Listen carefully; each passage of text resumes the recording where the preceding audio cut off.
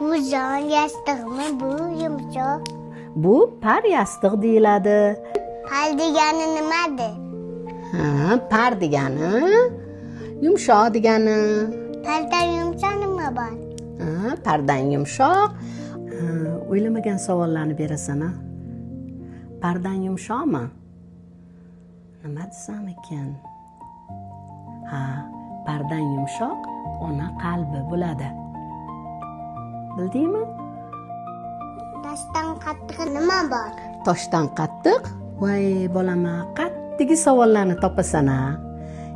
Ser savol bolam, ser savol qizcham mana. Assalam, sevinchim. Toshdan qattiq bu ona qalbi. Onani qalbi shunaqa yuksak, ulug' bo'ladi. Bilasanmi? Onalarning qalbi shunaqa keng bo'ladiki, farzandlaridan o'tib senga o'xshagan shirin nevaralariga ham yetadi. Mehr bulog'i toshqin bo'ladi. Shuning uchun nima deyish kerak? Onam sog' bo'lsinlar. Sen ham onangni yaxshi ko'rasanmi? Senga yaxshi ona haqida gapirib beraymi? Uzoqdachi yaxshi bir ona bor ekan, u juda ko'p ishlar ekan. Shundoq qilib, u ayol har kuni tinmas ekan. Biz borganimizda ham ishi ustida uchratdik.